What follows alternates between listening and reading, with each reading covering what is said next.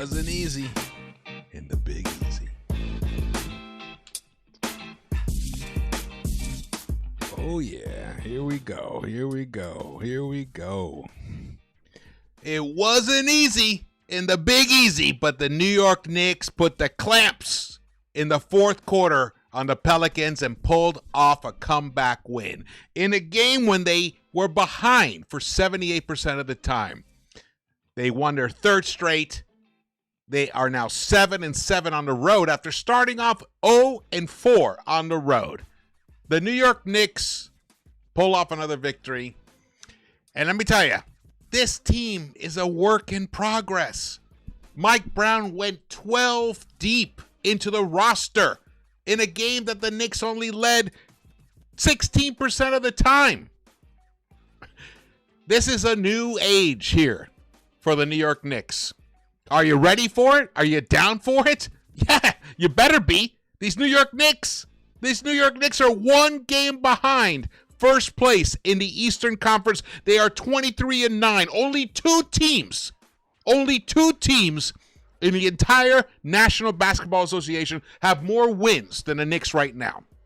That's OKC with 28 and the Detroit Pistons with just one win more with 24, and the New York Knicks may eclipse them by the beginning of 2026. That when the calendar turns, when old man time or whatever he's called leaves and the new baby, whatever he's called, comes in, the New York Knicks could be tied for first.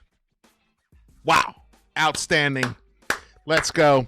There were so many heroes in this game, but we must shout out right away Mohamed Diawara, the rookie, 20 years old, gets his third start.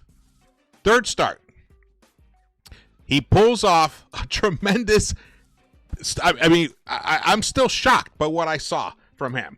The man finished with 18 points, 7 of 9 from the field, hit all 4 of his three-point attempts, picked up 2 steals, 1 rebound. The guy he's a live wire out there, and he has so much to learn.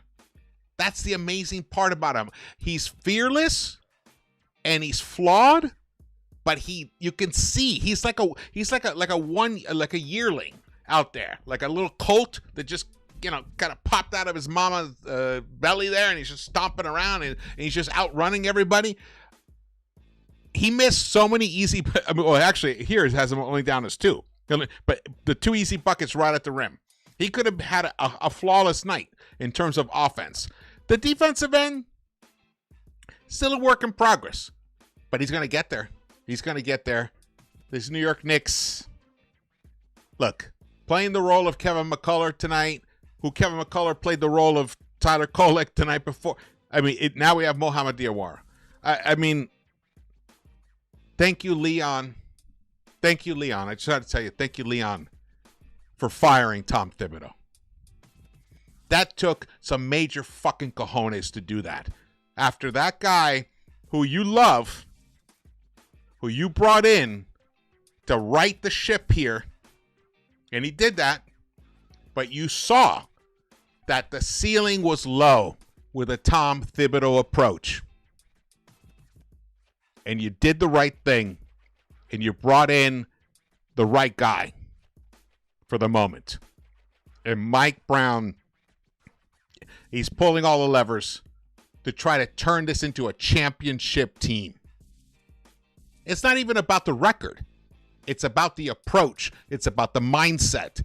It's about the development. It's about the confidence that he's instilling in these players. And it's also about the accountability he's instilling in the players. And it's not done with fear. Thibs' approach was, a lot of it was fear. Guys, when they fucked up, they look over to the side, or they don't even look over. That was a whole thing. That was like a dialogue amongst the players. Don't look over to the sideline, because Thibs will pull you, or he'll chastise you, and and then that'll permeate into your body like. All that's gone now. Now we have a team that never says quit. that never die. I mean, will not die. This team will not die. I absolutely love what's happening here with the New York Knicks. And it's a flawed team, guys. I'm telling you, we're not a perfect team. Defensively, we got a lot of issues. I mean, to be honest with you, if Mitch had played tonight, we probably would have won by like 15, 18 points. That's what Mitch does. And there's some issues for, what's going to happen in the summer with Mitch. But at this point, those are summer problems. Those are warm weather problems. Right now, we have to just rejoice in what's happening here with the New York Knicks. Welcome into the Knicks-Verse. My name is George. Follow me on social media. Subscribe to this channel. If you haven't subscribed yet and you've been here before, what's going on? Subscribe. Join the channel. If you're new here, you're in for a treat. You're in for a treat. Hit the thumbs up button for me. Share the video. Let's go. Let's go. We got, look at this beautiful thing right here. We got Lex the Destroyer in the house. What's up? Carlos Guzman, Juan Carlos. We got everybody in the house here tonight. Let's go. We're going to celebrate. It is the eve before the eve before the eve of the new year. We have so much to be thankful for with this New York Knicks team right now. This was a game, I got to say, like there was a moment there where I'm sure a lot of people thought, oh, well, maybe not. I don't want to speak for other people, but it would have been, reasonable to assume Knicks were not going to pull off this victory. They were once down 9 points. I think they were the biggest deficit for the Knicks was 10 points for the Knicks. The biggest deficit almost midway through that third quarter. After they had gone down 9 points in the first half and then fought back to make it close. They were only down 3 points, at the half, and then they let it balloon up to 10. And you could easily think, oh, hey, if Zion goes off, that super, the super rookie Derek Queen, who the Knicks made him irrelevant tonight. I think people don't really understand Karl Anthony Towns. He's not a great defender. He's barely a good defender. He's not even a good defender, honestly. Let's be honest with you. But when he wants to step up and be a good defender, he can. He has it in his arsenal to do it. But that aside, his size and physicality alone is so much for an offense to deal with. It exhausts it for a defense to deal with. For a defense to deal with, it exhausts them on the offensive end. It just takes a little zip out of them on the offensive end. It's a trade-off. It's not, we're used to, like Patrick Ewing, who's a dominant big man, defensive player of the year type of player. We're used to guys like that, Charles Oakley, Anthony Mason, Tyson Chandler. We're used to like big, tremendously skilled defensive players. Towns is not one of those, but he's so big and wild out there that he's a lot to deal with. And the Pelicans felt it tonight. They felt it. Even though it wasn't that productive, they felt it tonight in such a way where he ended up getting 12 points tonight. He ended up getting 12 rebounds, 4 assists, only put up 9 shots. He played within the flow of the game. I wish he had taken more shots, but he hit a couple of big threes when they needed them. Man, this is a great victory right here, guys. The New York Knicks. Let's get to this. Here we go. Look at this. Look at this beautiful thing. The Pistons lost last night to Toronto? I can't remember who they lost to. But the Knicks just right there, breathing down their backs. 23-9. And I got to tell you, I've been hearing a lot of discussion out there. I know my guy CP is catching some shrapnel over his defensive Thibs. when I go on the channel or it comes on here, we'll talk about it. But, I'm not down for, like, shaming people about stuff like that. Especially, not in that way. But in general, and I'm not specifically talking about CP, but people who somehow have this, I just don't understand how they cannot see that the Mike Brown situation today is infinitely better than the Tom Thibodeau situation literally a year ago right now. People are talking about, but the record, the Knicks were only one win better. Well, now they're 2 wins better. But that's not the point. The point is, at what cost? Thibs was grinding his players. Grinding them down. Where they were just like nothing at the end. His own players went to management and basically said, we got to cut this guy loose. He's wearing us down. Mikal Bridges said it. Josh Hart, in an interview, said, yeah, I was good in the first 2 rounds of the playoffs, but I had nothing left against the Pacers. Nothing left. Thibs would I mean, there's people are tweeting it out there. It's out there right now. Mike Brown has already started more rookies than Thibs started in his entire tenure as a Knicks coach in 5 years. Those are just the facts. Brown is experimenting. Brown is developing. Brown is empowering his players. It's a really different situation. Just when you look at the December 2024 Knicks compared to the 2025 Knicks, not including tonight's game. Got to be fair about this. Because I had this information ready for the pregame show, which I was not able to do a pregame show today, a Knicks game day. Timing didn't allow it.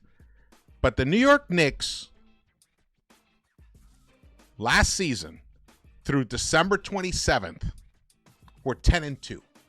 Looked great. 10-2. Oh, everyone's all excited. 10-2. But then when you start looking deeply into what that 10-2 really was all about, well, against plus 500 teams, they were 5-1. Against sub 500 teams, they were 5-1. So you're like, oh, okay. Well, you got to win against the good, and you got to win against the bad teams, right? Okay. Well, let's look at the bad teams, the sub 500 teams. 4 of the wins versus those teams were with teams with 7 wins or less. 7 wins or less. That's 6 games of the 12 games they had played through December 27th. 6 games were against sub 500 teams. Against the plus 500 teams, the Spurs, who the Knicks did beat on Christmas Day, and it was a great win. Mikal Bridges stepped up huge. What do you have, like 40 points or something? The Spurs were just 15-14 before that loss to the Knicks. And they were not the Spurs of this year. They're not the Spurs that just beat OKC 3 games in a row in the last 10 days. That's not that. It's a totally different Spurs. The Knicks beat that Spurs team, but totally different class of team. And then you look at the 3 wins after the Spurs. The other win was versus the Hawks, who were 14-12 last year. And then the other win, 14 Hawks. Oh, it's the Hawks, or the Timberwolves. Either one. Either the Hawks or the Timberwolves, they were 14-12. Just 2 games over 500. The other 3 wins, you ready for this? Were against the Orlando Magic, who got off to a weird start last season. They were rocky at first, Banchero got hurt after like the 4th, the 5th, or 6th game or something of the season, but then Franz Wagner just took off, and he was playing like a motherfucking all-star, right? And they were cooking. The Knicks beat the Magic 3 times in December. The first game was without Paolo. This is the only other plus 500 team. The plus 500 teams were the Spurs, the Hawks, and the Timberwolves. And then the other one was the Magic. The Magic without Banchero, the first game, and then the other next 2 games the Knicks beat them were without Banchero and Franz Wagner, who went down.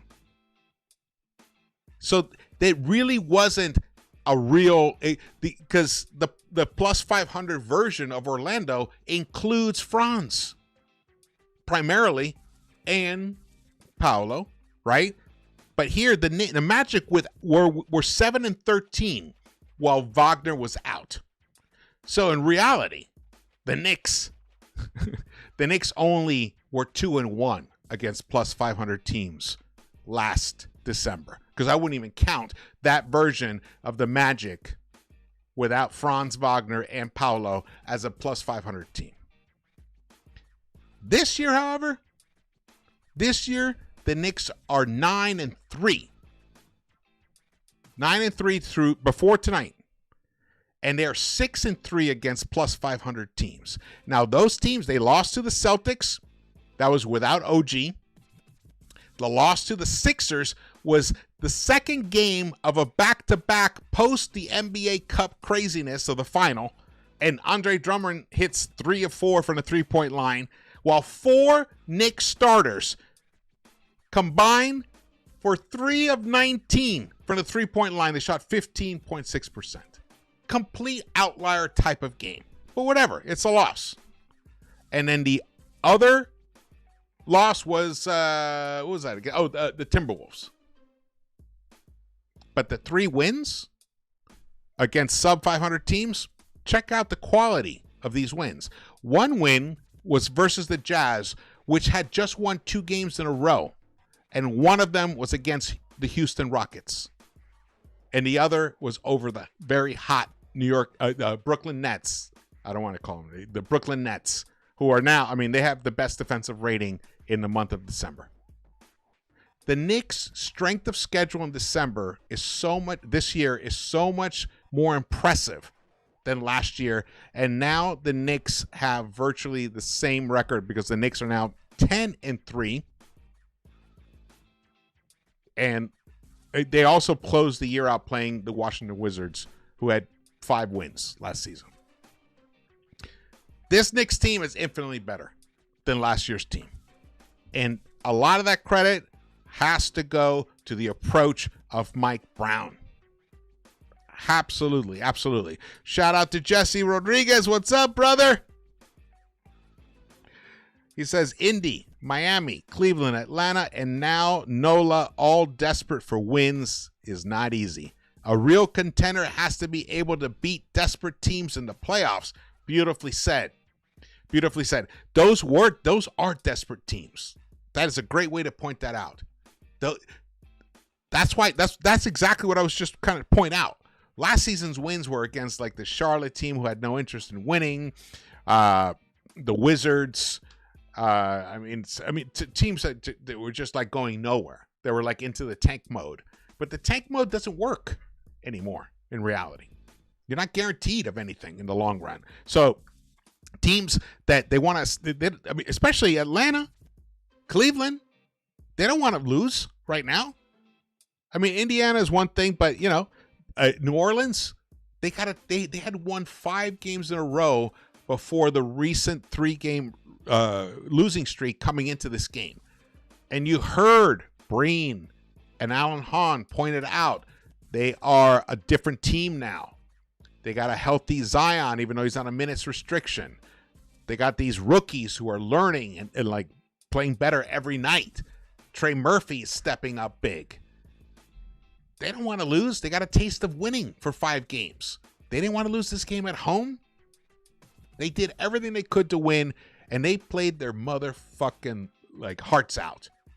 Shout out to the New Orleans Pelicans for playing a big game tonight. They just came up against a big Knick fourth quarter defensive stand. Outstanding. All right, we got over 200 in the chat. Let's go. Love it. We got Nick Yak. We got Diamond God.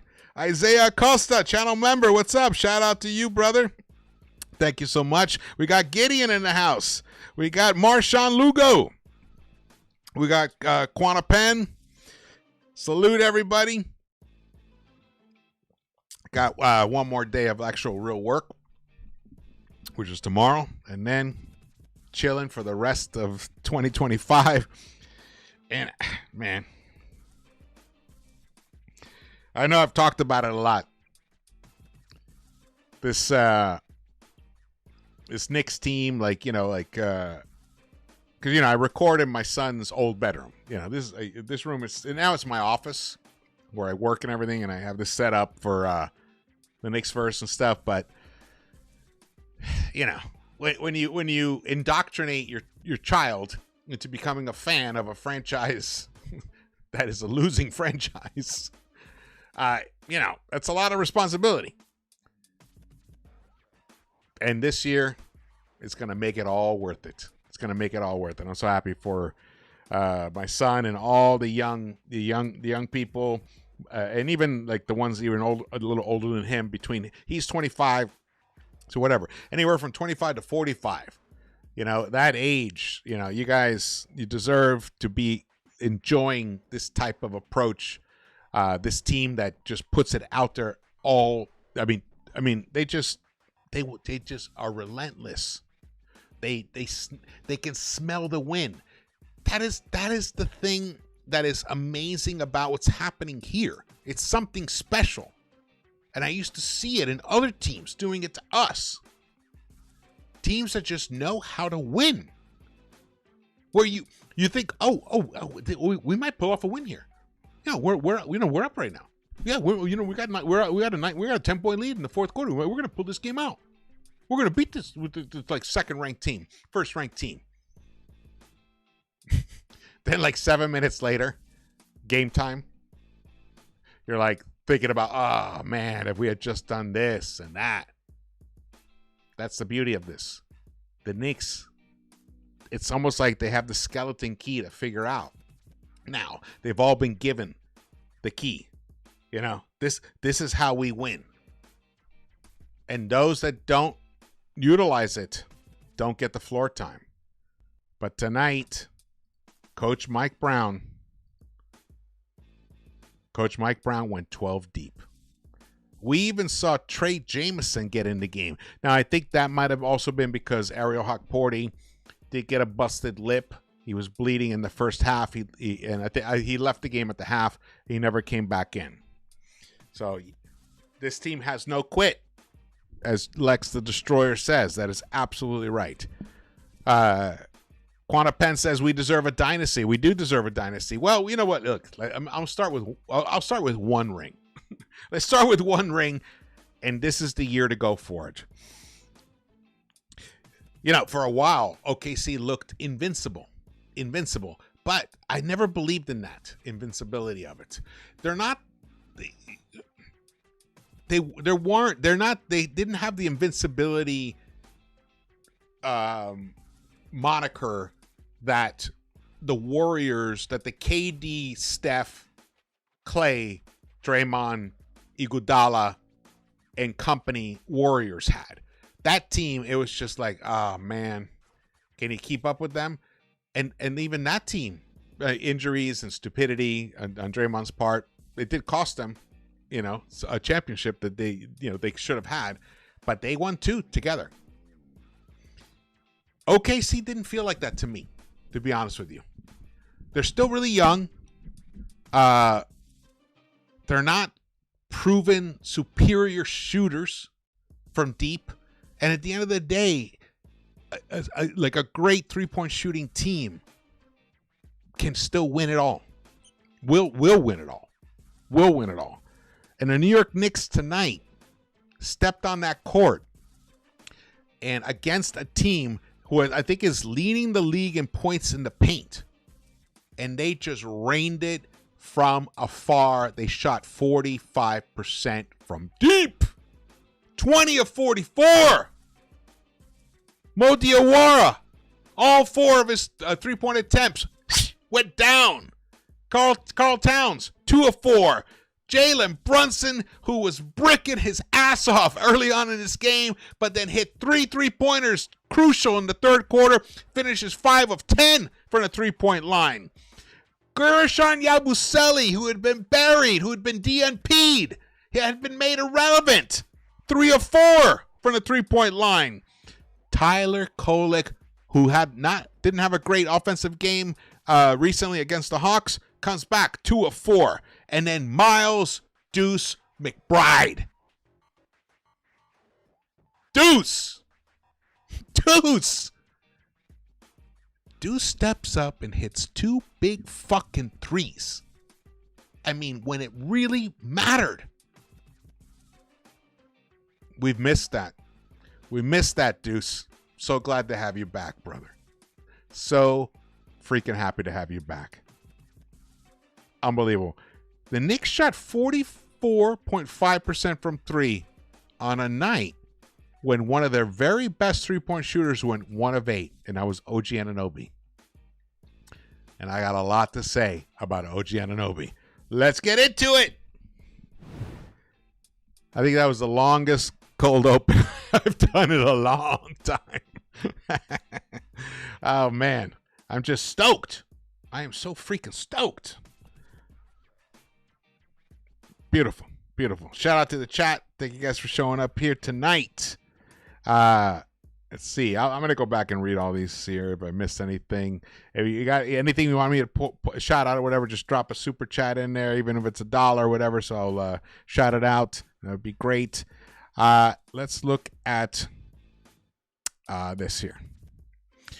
So shout out to DJ Zulo. I love that he pulled this together because I was going to look this stat up and he just tweeted it out. So I loved it. The Knicks' fourth quarter ratings over the past 10 games, Cup final included, a 123.3 offensive rating and only a 109.2 defensive rating. That is some clamps. 14.1 net rating, a plus 14.1 in the fourth quarter when it matters most. And that explains why the Knicks have just been winning. I mean, that explains it right there. Beautifully. Let's keep going here. Big time performance from the OG. 23 points, 11 rebounds, 2 steals. But let me tell you something. It wasn't efficient. He needed 22 field goal attempts to give you those 23 points. But he kept battling. He picked up 6 points from the free throw line, 6 of 6, 11 rebounds, 3 steals, and a block. And he had to guard Zion Williamson tonight. It was like just strength against strength, physicality against physicality. And Zion put up 32 points. You know, almost 69% from the field, 11 of 16. No three-pointers. He was 10 of 12 from the free throw line, but only got 5 rebounds, 32 points. He was a New Orleans Pelican low, -8. Because there were a lot of times where OG just forced him to commit a turnover, to abandon a shot. It was a lot of fun to watch those two go at it tonight. In terms of actual ultimate efficiency, in terms of shooting efficiency, Zion won the battle. But in terms of the ultimate crown of the victory itself, OG Anunoby was a game high plus 16. So there you go. That's why I love the plus minus stat. Because you can look at these other stats. You're like, wait a second. He was shot 12% from the 3-point line? Like 36%. You're like, what? Like, what kind of game did he have? That's why the box score can be deceiving. When you watch the game, OG Anunoby was a beast out there tonight. He completely he helped the Knicks pull this game off. He drove on Zion in an ISO moment and just dunked on him for the Knicks to take the lead 122-121 with 1:28 left. And then Deuce gets an offensive rebound, passes it to Brunson for a floater too, and the Knicks were now up 124-121. The Knicks lose a challenge. OG looked like he did a clean strip on Zion, which he did with the right hand, but with the left hand, he was holding his arm, which honestly I think is a ridiculous call in the tone, the context of that fourth quarter, and how much physical play was being allowed by the refs in that fourth quarter. But when you review it, you have to review it in the context of the norms. Not in the context of what was happening in the quarter, because there was a lot of fouls that weren't being called in the fourth quarter. So that did not get overturned. I mean, that did get overturned. Sorry. No, it did not get overturned. The Knicks challenged it. Did not get overturned. They lose the challenge. But then Deuce hit some clutch free throws to put the Knicks up 128-125. And then once again, Mike Brown decides to sub out Cat and Brunson for defense in the final seconds of the game. I think he brought in McCullough, and I forgot who else, but it worked. And the New York Knicks pulled off a 130-125 victory. The New York Knicks defense steps up big in the fourth quarter, only allowing the Pelicans to score 22 points in that fourth quarter after allowing them to just light us up in the first half. In fact, they scored, look at it, they had 41 points in the first quarter, which Breen said during the broadcast that was the most points the Knicks had given up in a quarter this season. I'm not sure about that. I feel like the Knicks have given up 40 points to another team as well. But look at this. They gave up 75 points in the first half.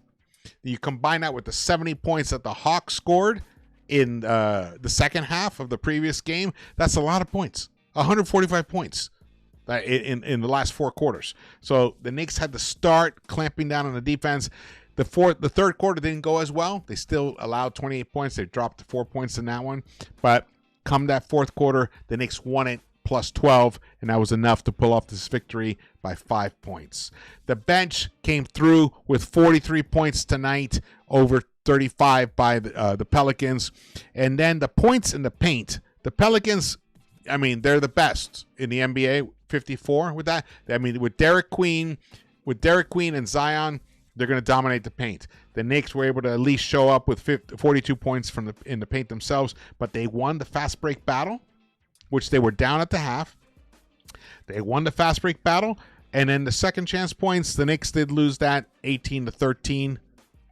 But look at the three-point shooting. The three-point shooting was just otherworldly. 45% for the Knicks. And the Pelicans shot nearly 39%. That's a really good percentage right there. But the Knicks offense is just so high octane that it's like other teams just can't keep up. The Knicks' ability to strike from many different facets. You got McCall with 10 assists. You got Brunson with 10 assists. You got Deuce coming in with key three-pointers. You got Cat hitting 30-footers. You got Brunson, bam, bam, bam, a sidestep. He hit 5 of 10 from the three-point line. It's just too much. And then to get into the paint, Clarkson breaking defenses down, kissing it off the glass. Kolek himself, in the beginning of this fourth quarter, it was Kolek, Clarkson, Cat, OG, and McCall. And immediately Clarkson hits a three-pointer, and then Kolek hits a three-pointer, and then suddenly the Knicks, who were once down 9 points in that fourth quarter, they were down, they're now only down 2 points. It was 103-101, like right away. And then OG fights Zion for a dribble handoff ball, causing a turnover. The physicality increased in that fourth quarter on both ends. Deuce hits a three to tie the game, 106-106. OG steal leads to Kolek. Offensive rebound. He off of a Clarkson missed three, and he passes it to Cat, and Cat hits a three. And then the Knicks take the lead, 109-106. with 7:41 left, which is probably the first lead the Knicks had. Here it is, since late in the first quarter. So that's what this is here. So proud of this team. So freaking proud of this team.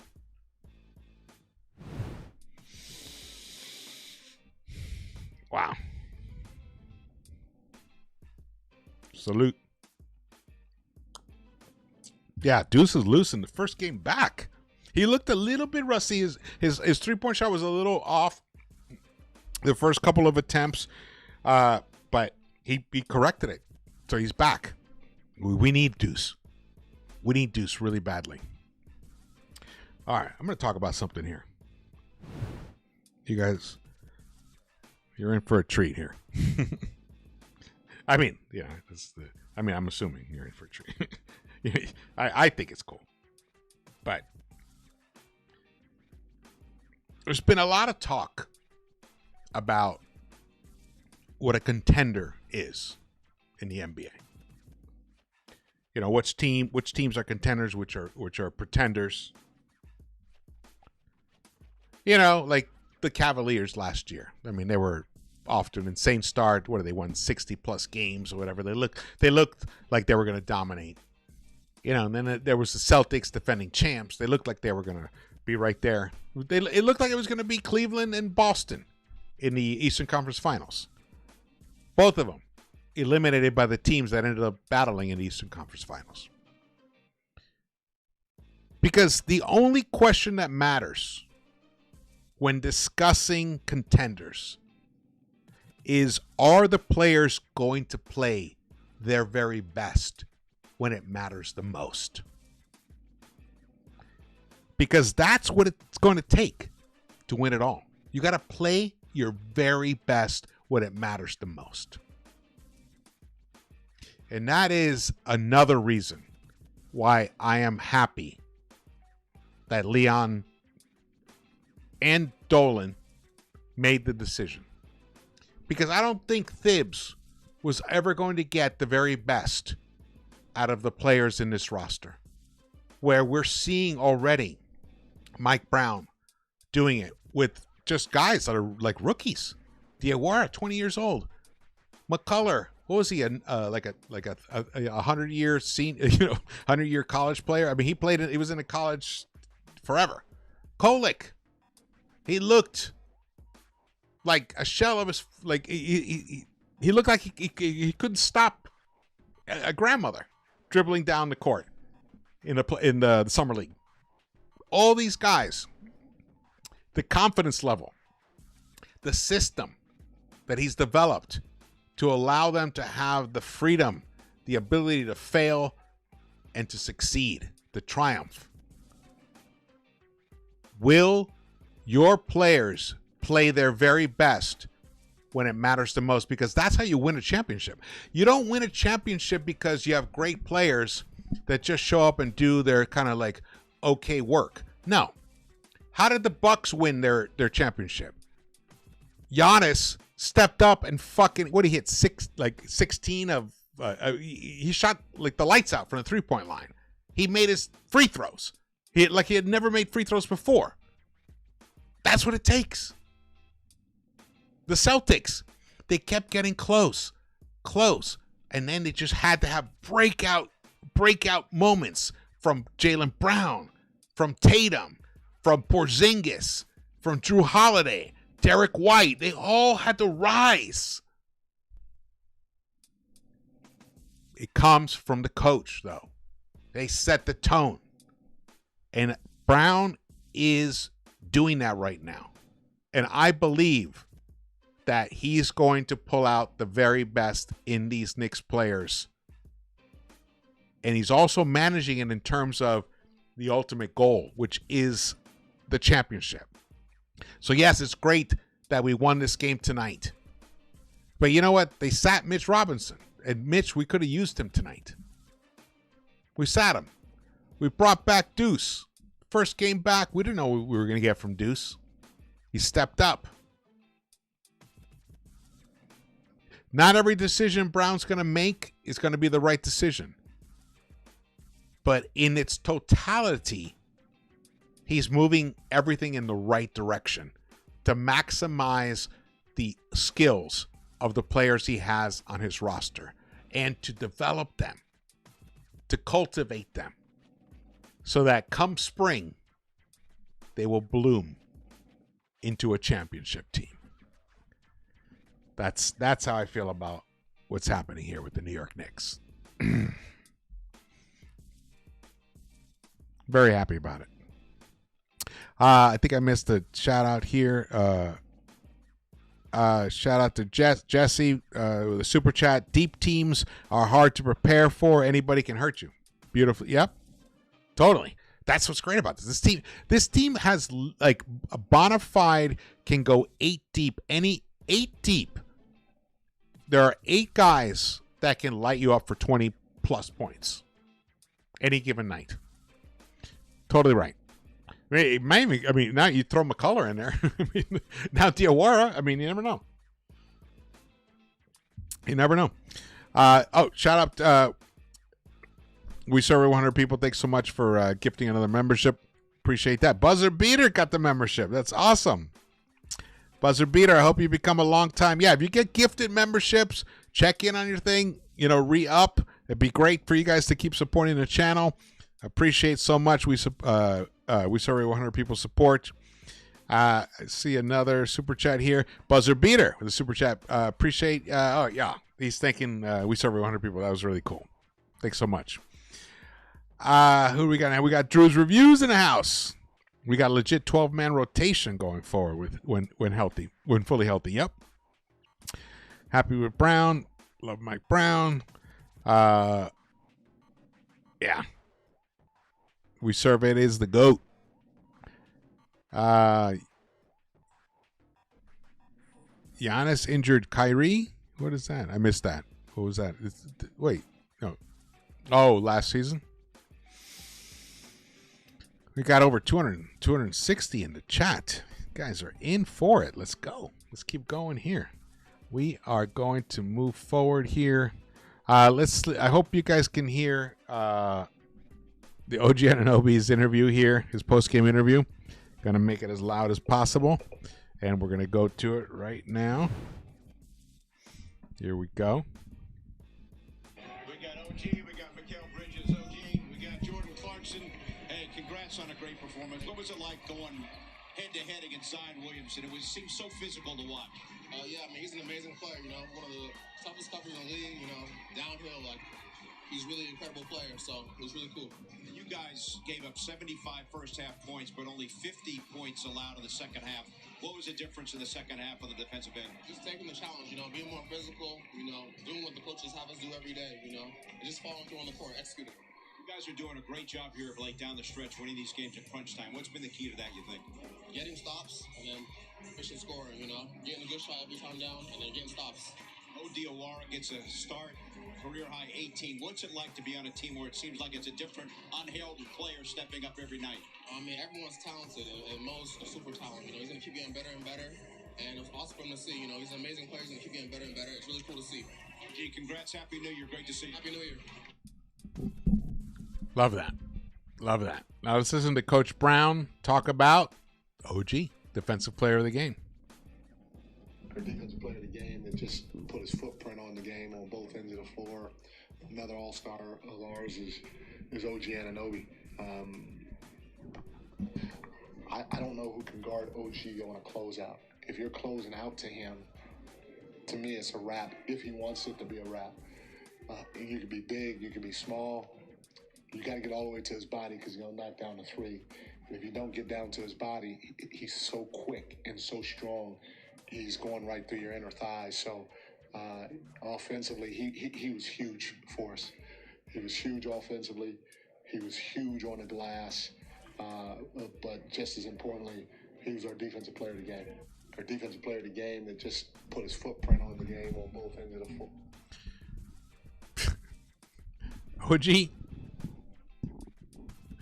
If OG doesn't make first team All NBA defense, all defensive is what it's actually called. I don't know. The voters are just buffoons, honestly. I'm not going to sugarcoat it. OG totally deserved. He's playing on a team where his point guard, who's one of the top scoring like machines in the NBA, he's, like, maybe there are 3 other guys who can score, maybe 4. I throw Giannis in there. I feel like SGA and JB are on par, to be honest with you, because Brunson's a better 3-point shooter as well, and that's with SGA's size. So I almost put them as even. Offensively, SGA's defense, of course, is much better. We're talking about only offense. Luka, yeah, I mean he's crazy phenomenal, and then who else we got? Giannis, right, and Joker, and then there's JB. That's it. That's the cluster up there, just phenomenal. But defensively, he's a much poorer defender than all those other guys I just talked about. And then you put Cat in there. Cat is a phenomenal offensive weapon, especially at the 5 position or the 4, either one. But defense, he's good in moments when it's really needed. He's not a defensive guy for all 4 quarters. You can count on him for one good quarter. So OG's on a team with guys like that. He's got to be the one who has to fill the gaps, who takes on the toughest opponent, toughest offensive scoring weapon of the opponent that they're facing every night. Mikal gets it some nights depending on the matchup, depending on the size of the opponent. But just what OG's been able to do, and it's showing in the results, where the Knicks are now 23-9. Only 2 teams have more wins than the Knicks in the NBA. OG Anunoby, not only does he deserve the all-star voting love that he's been getting, and guys, keep voting. 5 Knicks in the top 20. In the top 20 of all-star voting. Fabulous. Keep that up. 5 Knicks. Definitely want to see that keep going. But OG needs to get some Defensive Player of the Year type of highlight, type of shine. It's so important. And then the return of Mr. Miles Deuce McBride from injury. Shout out to New York basketball. He comes through in the clutch for the Knicks. 15 points, 12 of those points in the 4th quarter. 4 of 8 from the field, 3 rebounds, 2 assists. Got a big steal, a +8 in 18 minutes for Deuce McBride. You were so missed. So happy you're back. But now we got to talk about Mo Diawara. This guy. The other Frenchman. I mean, who? Pacome, who? Pacome has played himself into irrelevance at the moment. The beauty of the Mike Brown situation again is that is temporary. Thibs would just lock you in the doghouse. Just throw you a scrap once in a while, but basically you were never getting out unless it was like something catastrophic happened. Well, Mo, so I believe that that Dadier may still get another chance eventually. But right now, Mohamed Diawara, in 17 minutes, he delivers 18 points, picks up 2 steals, 4-4 from the 3-point line. He delivered tonight big, and he showed a lot of confidence out there, and his teammates showed confidence in him. There were times where the offense, the defense of the Pelicans was structured basically to force Mo to shoot. Mo being in the role of the Josh Hart, right? He's filling in for Josh Hart. So that situation normally would be put upon Josh Hart. Okay, now you have the ball. Now you have to make a shot. And guess what? Mo took it and did it. He, in the first play of the game, he took his defender down low. He just bullied him down into the paint, laid it up. Beautiful. And then the second play, hits a 3. I mean, and then he just kept going. I loved what he did tonight. He blew like a fast break layup right at the. He blew 2 bunnies. He could have been completely 100% if he hadn't blown those bunnies. And then Mike Breen says there's just, and this is a good quote, New York Basketball, there's just something about the eye test with Diawara. The Knicks found something in this young man. 100% agree with Mr. Mike Breen, who knows the Knicks better than any of us. And then we get down to the captain. Haven't even talked about what he did tonight. He hit some big threes in that fourth quarter, people. Monster threes in that fourth quarter. You thought this game was out of hand, and then Jalen Brunson comes in his 6 minutes. He hits 4 of 5 from the field. He hits 2 of 3. 2 of those 5. 3 of those were 3-point attempts. He buries 2 of them. He delivers 10 points. But Deuce was the high man with 12 points in that fourth quarter. But he delivers 10 points, got an assist, and they were clutch. He fought for his food tonight. He finishes with 28 points, 10 dimes, but just 43% shooting tonight. The first 3 quarters, he wasn't that efficient. He was 6 of 18, 3 of 7 from the 3-point line. But he really stepped it up in the fourth quarter. That's why he's called Captain Clutch, people. He's the Captain Clutch. Delivers it. Thank God for JB, APAP says. Absolutely. Absolutely. Beautifully done. Beautiful, man. All right, we're going to be winding it down soon. But let's watch some of these highlights right here. Here we go. Gets inside and backs it home. Never want to get stuck on Brunson Island. It's a lonely place to be. Jeremiah Pierce just learned. Here comes a screen. Brunson dribbles away. Spins inside. Step back. Jump shot. Look at that. Look at that rainbow. Makes his move. Kicks it out in the corner. Bridges back to Brunson. Nice. Oh, this was huge. It's good. It's the shot. Boom. Clean. Lost the hand. Look, we're down 10 here. From Brunson, Bridges goes inside. Side step. Lays it in. You got to turn them into points and make them pay. Right. And look at Brunson. Like you said. Barely touch it. Flick it out. Of course, Brian, the offensive rebound. Back to Brunson. Brunson, the floater's up. It's good. Jalen Brunson. And Knick fans chanting as well. Brunson the draw. Gets inside. Layup. He banks it home. Captain Clutch. Cool under pressure. Has a big man on him. Gets to his left. There were chants of MVP in New Orleans for that man right there. Chants of MVP. And he deserves it. Totally deserves it. I had to show this. So, the NBA put this out. The top 10 assists of 2025. Number 10 was Cat's wraparound dime to OG. Here. Double team. Down trying to get rid of it. Harper there. Oh! Spicy.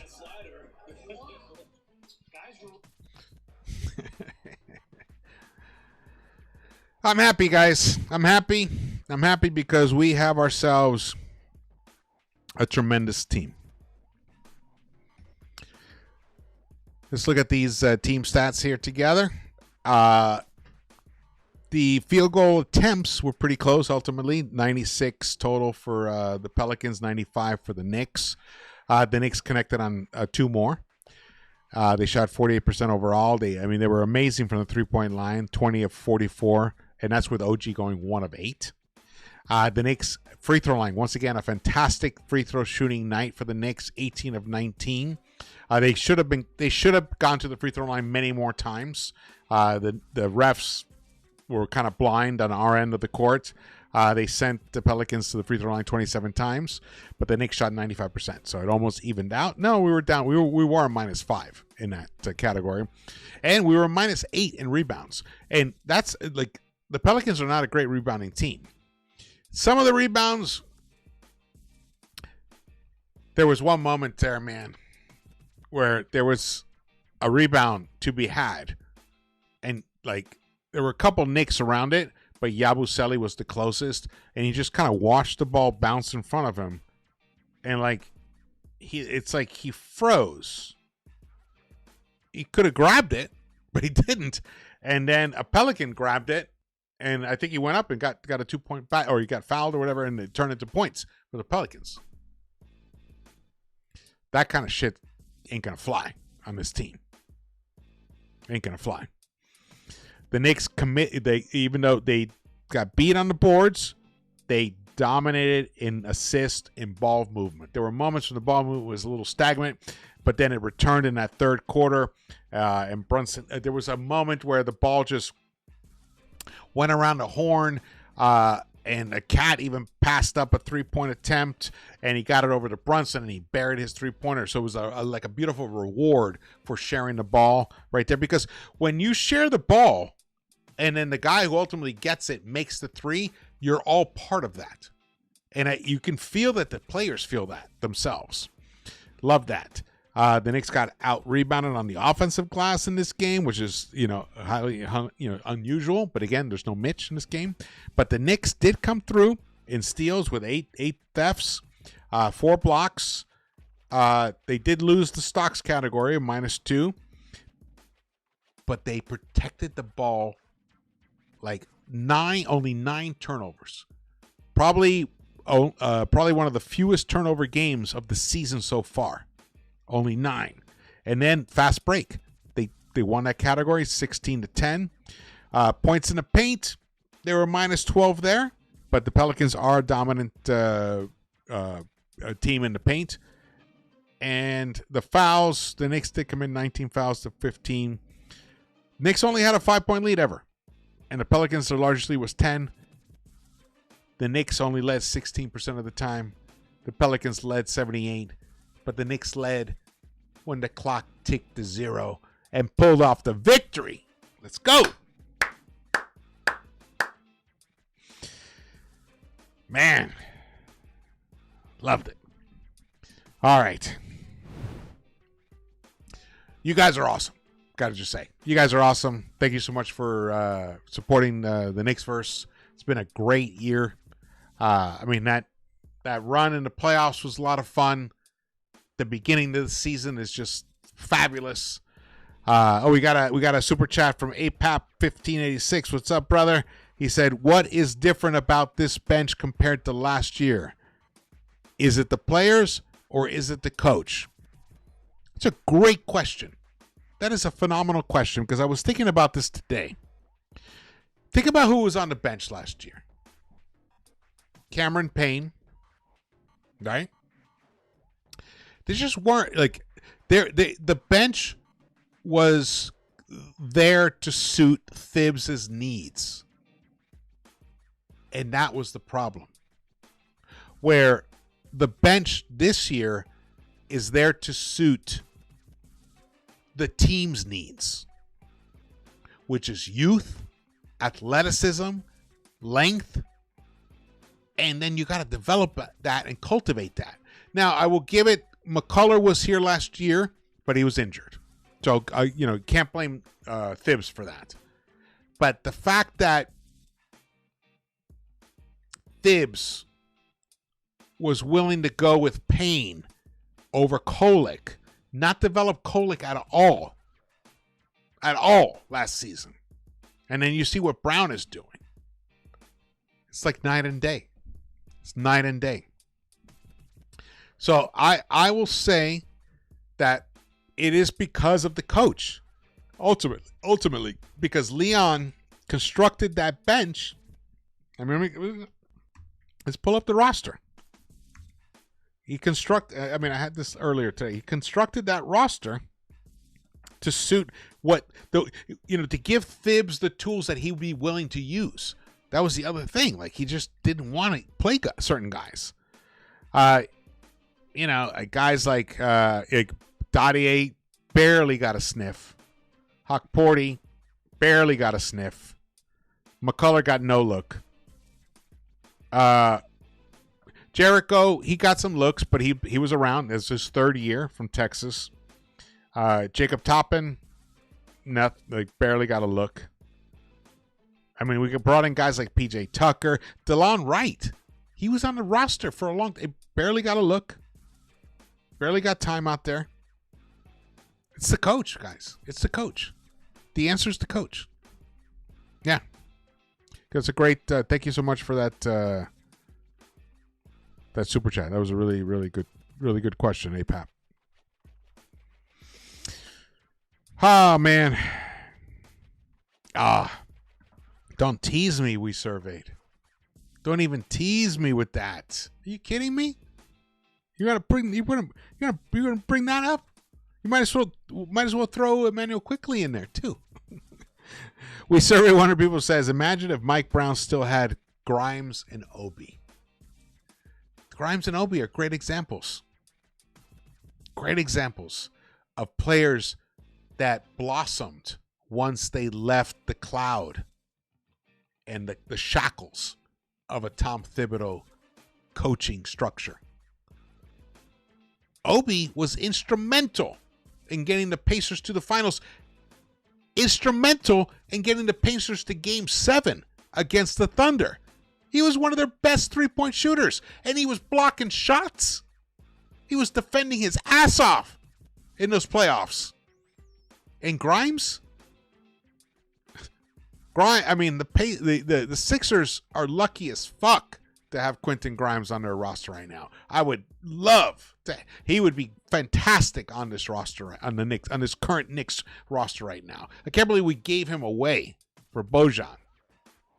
And no offense to Bojan, but I mean, you can't give away like that, a guy like that away to Bojan for Bojan. That was rough. That was rough.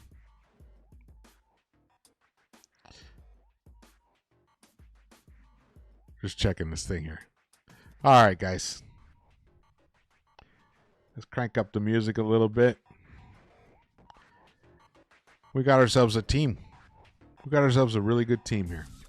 And we got ourselves like the type of team that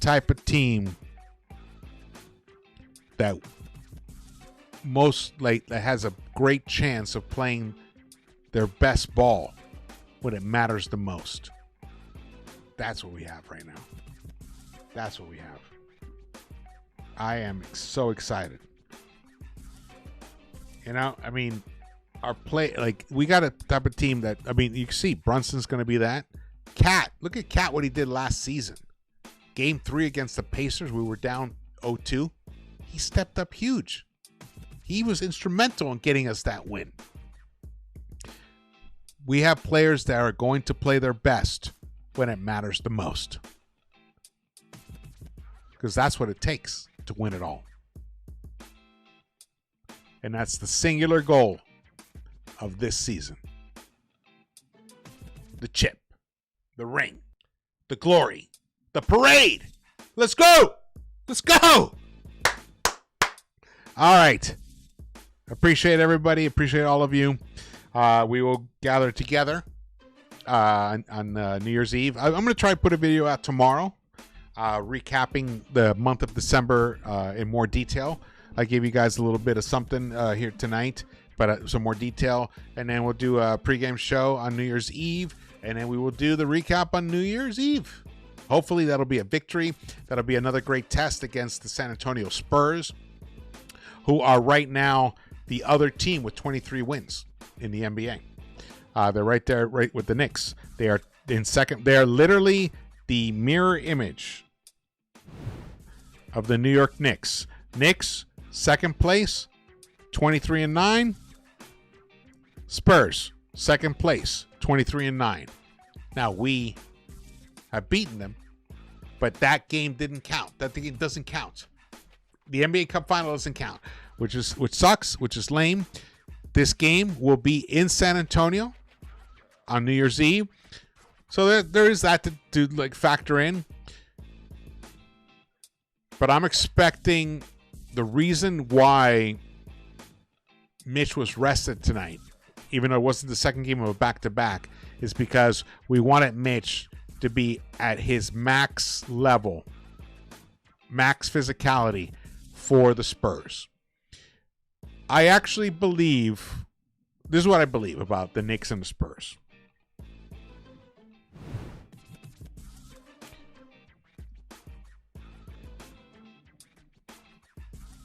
I love Chet and I love iHeart. They're physical players, but they're not necessarily physical players that are difficult to deal with on the defensive end as much as our bigs are. Cat is a lot to deal with on the defensive end. And so is Mitch. Even though Mitch does, he doesn't have a real offensive package, his ability to get offensive rebounds is just so unbelievable that it's such a challenge for an opponent, for a defense to deal with. He is just a wrecking ball out there in terms of the opponent. And I think the way to beat a Victor Wembanyama team is to just go at him. Don't be afraid of him. Don't let his length and his uniqueness and incredible skills change who you are as a team. Just keep attacking. And that's what we have. Brunson, Cat, Mitch, OG, Macau. You got to fucking attack. Now we got Deuce back. I wish we had Josh Hart because he's an attacker. We keep attacking. The Knicks will pick up that victory on New Year's Eve, and they will then be, in my opinion, the best team in the NBA. Woo! All right. Signing off. Thank you so much for watching this. Again, my name is George. Please follow me on social media over here. Subscribe to the channel. Join the channel. It definitely helps the channel tremendously. And check out the merch. You can still have time. The 15% off for the merch, your Knicks merch, some great stuff. I gave my son the beautiful embroidered Adidas pullover. Looks great. I'm going to get mine in a couple weeks myself. Yes, get 15% off. The code is holiday15. Type that in. As you check out, you get 15% off. Get it today. And man, this is the glorious times. These are the glorious times. And I believe it's going to continue. I do believe it's going to continue. I mean, I'm generally an optimist. I am generally an optimist, but I'm not a fool. You can't be right all the time either. But this team just has something about it. Their ability to pull off these past couple of wins against teams that were hungry and desperate, like the Hawks and the Pelicans, who are searching for identity, especially that Hawks team. They had lost, 6 in a row? 5 in a row, 6 in a row, and then they had lost 6 in a row, and then they lost the 7th one against the Knicks. They didn't want to drop that game at home.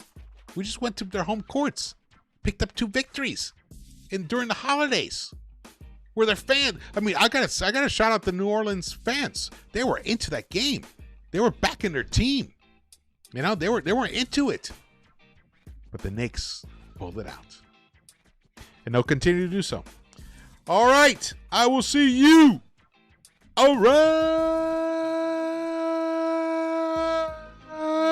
the Knicks-Verse. Let's go. Finish the year on a win. Sorry, San Antonio.